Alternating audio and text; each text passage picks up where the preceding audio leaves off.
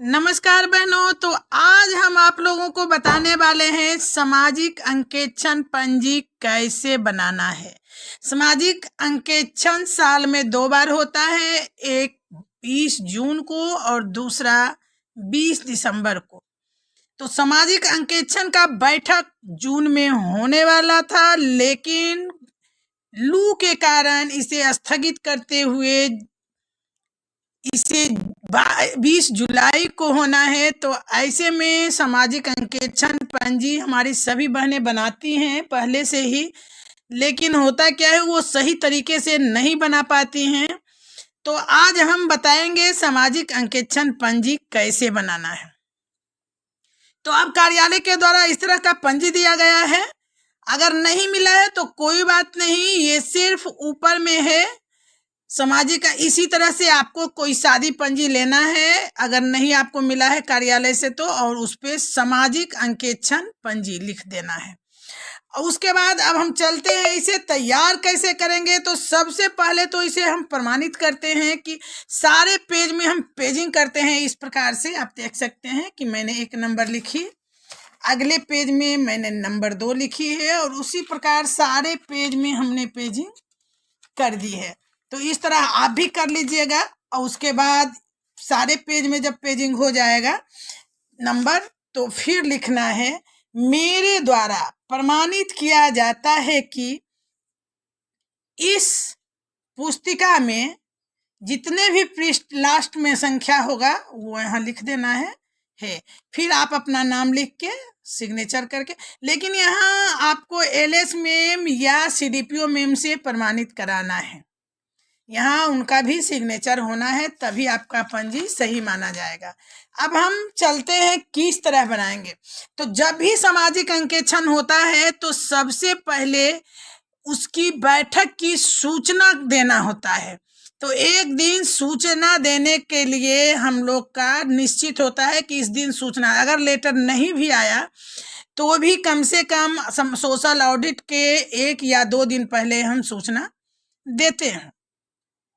तो सूचना देने के बाद भी उसे पंजी पे अंकित करना होता है, जो कि इस प्रकार। तो सामाजिक अंकेक्षण है तो बैठक की सूचना, जो कि सोशल ऑडिट होने वाला होता है, तो 1 या 2 दिन पहले हम इसकी सूचना क्षेत्र में देते हैं कि आंगनबाड़ी केंद्र पर सामाजिक अंकेक्षण होना है। तो बैठक में शामिल होने के लिए सूचना देना होता है, जो इस तरह से लिखेंगे रजिस्टर में। आज दिनांक, जो भी जिस डेट को आप सूचना दे रही हैं उस डेट को लिखिएगा, को आंगनबाड़ी केंद्र संख्या, अपना केंद्र का नाम लिखिएगा, वार्ड संख्या लिखिएगा, के सभी वयस्क लाभुकों को सूचित किया जाता है कि दिनांक 20/7/24 को आंगनबाड़ी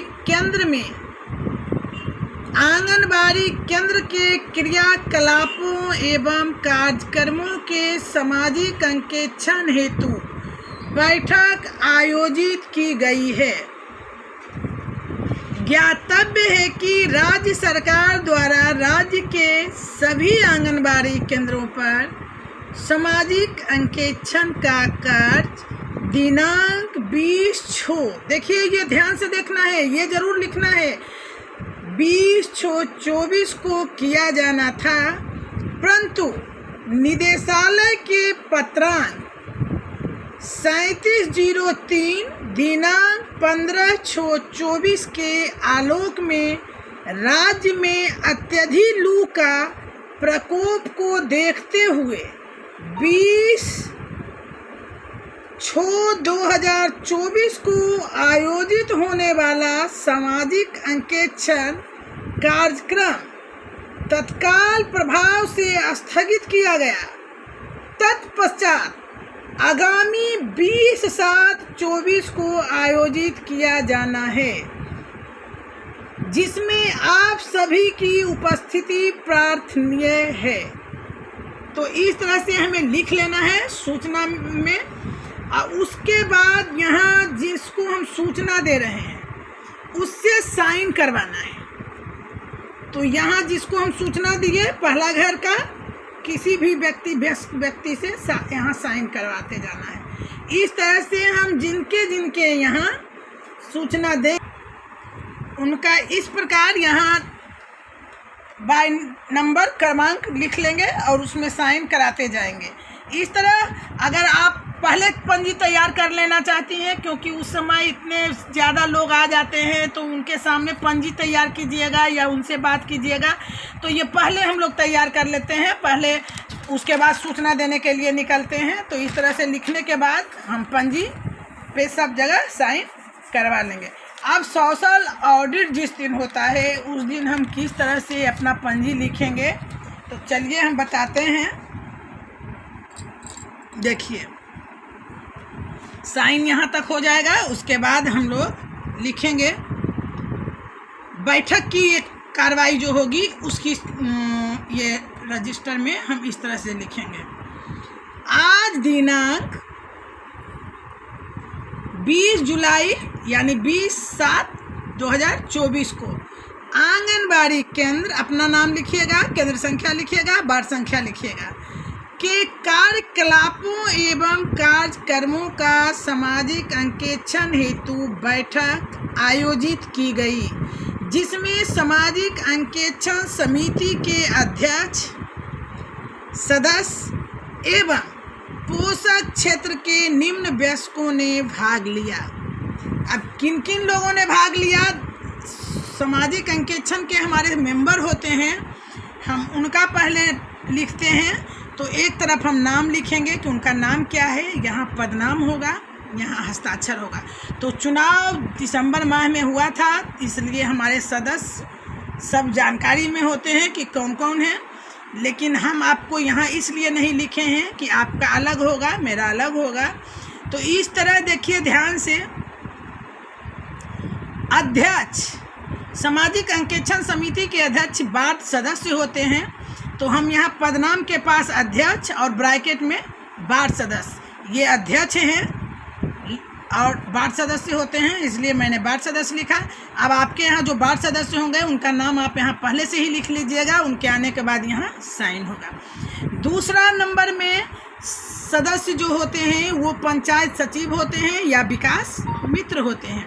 आपको जिनसे आराम लगे दोनों में किसी एक से साइन, विकास मित्र आराम से मिल जाते हैं, पंचायत सचिव भी किन्हीं को आराम से मिल जाते हैं, तो उनका यहाँ नाम पहले से लिख लीजिए। और अगर दोनों में कोई उपस्थित नहीं हुए, नहीं आना चाहते हैं, क्योंकि कह देते हैं कि फालतू काम के लिए मेरे पास समय नहीं है, तो यहाँ हम अनुपस्थित लिख देंगे। अगला सदस्य है 3 नंबर में, आप 2 सदस्य होंगे।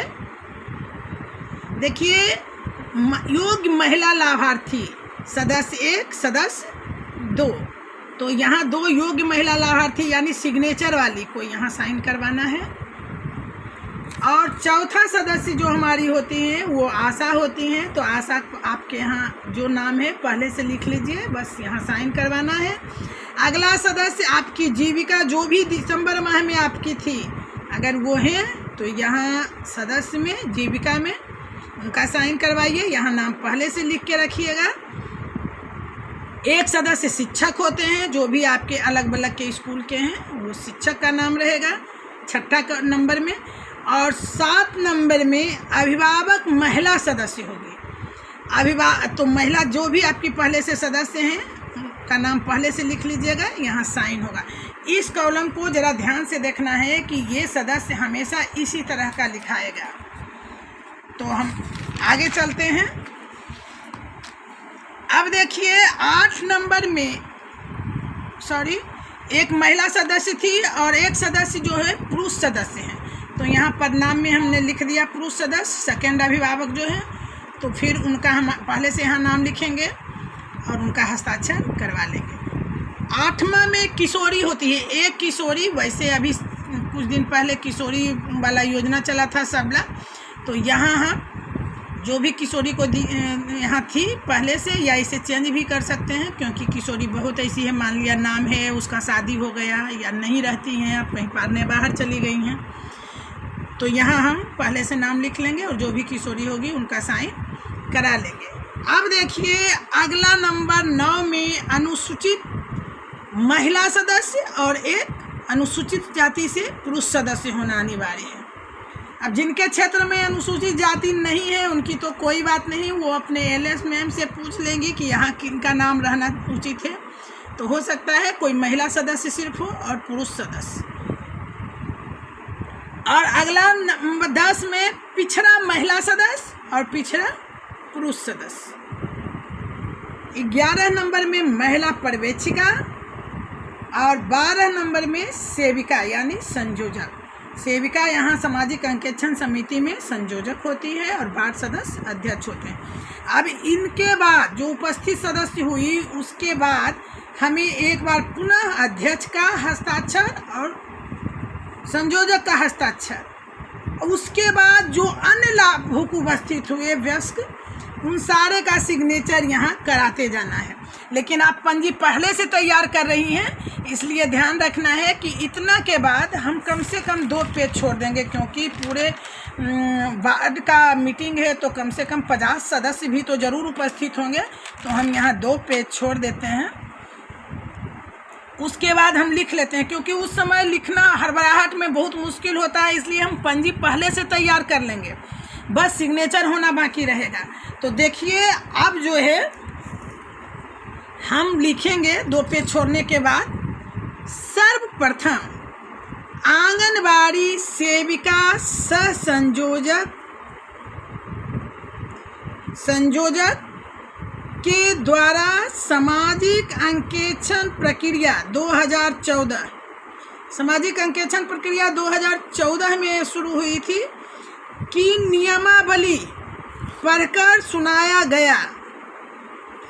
साथ ही सामाजिक अंकेक्षण के महत्व पर प्रकाश डालते हुए, बैठक की कार्रवाई हुई है तो लिखना तो पड़ेगा ही, महत्व पर प्रकाश डालते हुए बताया गया कि सामाजिक अंकेक्षण समुदाय के सहभागिता एवं सशक्तिकरण का प्रभावशाली माध्यम है, जिसमें समेकित बाल विकास योजना के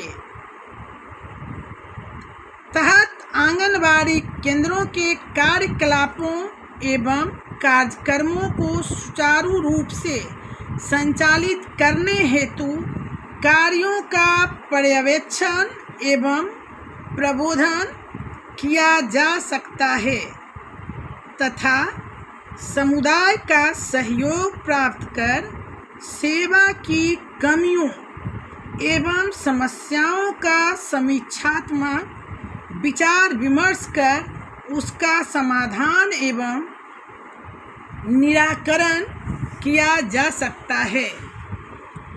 देखिए बहुत बहनों को लगेगा कि इतना कैसे बना लेंगे, समझ में नहीं आ। आप लोग मेरे वीडियो को कुछ दूर तक आप सुन के पहले उसे लिख लीजिएगा, रोक दीजिएगा वीडियो को और लिख लीजिएगा, फिर शुरू कीजिएगा जहाँ से मेरा बात समाप्त हुआ है, फिर वहाँ से कुछ दूर लिख लीजिएगा सुन के, फिर उसको स्टार्ट कीजिएगा। इस तरह से आप लिख सकती हैं।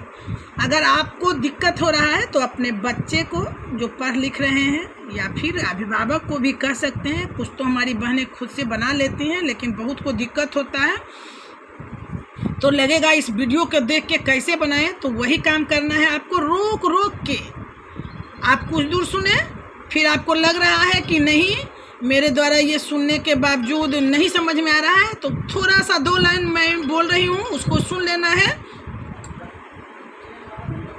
चलिए तो हम अब बताते हैं आपको कि निराकरण किया जा सकता है, समुदाय को सेवाओं एवं उनके अपने दायित्वों के प्रति जागरूक किया जा सकता है। इतना लिखने के बाद आप बिंदुवार समीक्षा लिखिएगा, क्योंकि बिंदुवार समीक्षा होना जरूरी है।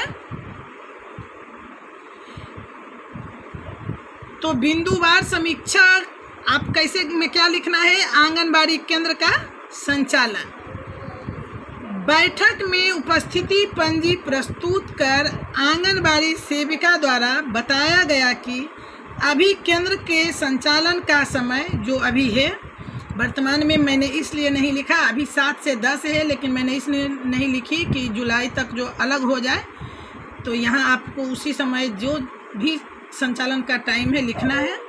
पूर्वाह्न तक निर्धारित है। अब पैराग्राफ चेंज कर लेना है, लिखना है उपस्थित लाभुकों द्वारा संतोष व्यक्त किया गया कि केंद्र समय से खुलता एवं बंद होता है। फिर टीकाकरण एवं पोषण की स्थिति, यहाँ आपको लिखना है कि सेविका द्वारा बताया गया कि माह के प्रथम बुधवार को केंद्र पर टीकाकरण सत्र का आयोजन किया जाता है। देखिए मैंने यहाँ प्रथम बुधवार को लिखी है क्योंकि मेरे केंद्र पे होता है, आपको नहीं लिखना है। सेविका द्वारा बताया गया कि माह के जिस भी प्रथम शुक्रवार को, द्वितीय शुक्रवार को, चतुर्थ शुक्रवार को, चतुर्थ बुधवार को, जो भी आपके यहाँ होता है वो लिखना है, को केंद्र पर टीकाकरण सत्र का आयोजन किया जाता है। टीकाकरण के दिन ही शिशु एवं गर्भवती धात्री माता का वजन भी लिया जाता है। गृह भेंट के दौरान बच्चे के स्वास्थ्य में सुधार हेतु बच्चे के माताओं को साफ सफाई तथा खान पान के स्तर में सुधार से संबंधित जानकारी भी दी जाती है। तो इस तरह से आपको लिखना है। अब शाला पूर्व शिक्षा, फिर आपको ऐसे डैश दे के लिखना है बच्चों के संपूर्ण शारीरिक मानसिक विकास हेतु विभाग द्वारा निर्धारित रूटीन के अनुसार खेल, बालगीत तथा चित्रों के माध्यम से शाला पूर्व यानी स्कूल पूर्व शिक्षा दी जाती है। आधारभूत संरचना, ये तो आप अपने ढंग से लिखिएगा। अब जिनका किराया पर है तो लिखिएगा केंद्र भवन किराए पर है, जिनका अपना है वो लिखिएगा कि केंद्र का भवन सरकारी है या केंद्र का अपना भवन है। मेन्यू के अनुरूप खाना पकाने हेतु बर्तन उपलब्ध नहीं कराया गया है। आपको कराया गया होगा तो नहीं लिखना है, नहीं तो आपको भी यही बात लिखनी है। मैंने लिखा है बेबी वेट मशीन तथा THR वितरण मशीन उपलब्ध नहीं कराया गया है। तो अगर आपके पास है तो आप नहीं लिखेंगी, जो चीज़ का कमी आपके पास है वो आप लिखेंगी। उसके बाद लास्ट में आप अध्यक्ष सामाजिक अंकेक्षण समिति और यहाँ संयोजक सेविका, तो यहाँ आप दोनों का लास्ट में सिग्नेचर होगा। तो यहाँ कितने बार आप लोगों का सिग्नेचर होना है देख लीजिए, यहाँ लास्ट में। फिर आपको देख सकती हैं सारे सदस्य का जहाँ हो गया था, सदस्य के बाद पहले सिग्नेचर होने के बाद ही अन्य लाभुकों का सिग्नेचर यहाँ होना है। और एक सूचना देने के समय भी आप लोगों का सिग्नेचर होता है। तो इस तरह इस सामाजिक अंकेक्षण के दिन 2 जगह आप लोगों का होगा। एक पहला जहां आप सारे सदस्य के सिग्नेचर होने के बाद, और इन सोशल ऑडिट में कम से कम 50% उपस्थिति जो है सदस्य का होना बिल्कुल अनिवार्य है। यानी जितने सदस्य मैंने यहाँ दिखाए, अगर पूरे उपस्थित होते हैं तो अच्छी बात है, लेकिन अगर नहीं होते हैं, अब जैसे आपका ये लगभग सेविका का अनुपस्थित होते हैं, ये उपस्थित नहीं हो पाते हैं, पंचायत सचिव और विकास मित्र, बाकी लगभग सदस्य उपस्थित होते हैं क्योंकि ये हमारे लाभुक वर्ग से आते हैं। तो सभी का सिग्नेचर होना ज़रूरी है और ये बहुत ही अहम ज़रूरी पंजी है, क्योंकि इस पंजी का जब आपका पूरा तैयार हो जाएगा तो इसका एक फ़ोटोकॉपी कार्यालय में जमा भी लिया जाता है। आप लोगों को पता होना चाहिए और लिया भी जाता होगा, पता भी होगा आप लोगों को। तो इस तरह हम सोशल ऑडिट जो है का रजिस्टर तैयार कर लेते हैं। तो दो दिन इसका तैयार होगा। पहला दिन जब हम इसकी सूचना देंगे और दूसरा जिस दिन हम बैठक करेंगे। चलिए आज के लिए इतना ही। अगर किसी तरह का आपको परेशानी हो तो आप कमेंट बॉक्स में लिखिएगा, मैं वहां जवाब ज़रूर दूंगी और समस्याओं का समाधान करने की पूरी कोशिश करूंगी। अगले वीडियो में हम फिर मिलते हैं। आपके कमेंट का इंतज़ार रहेगा। धन्यवाद।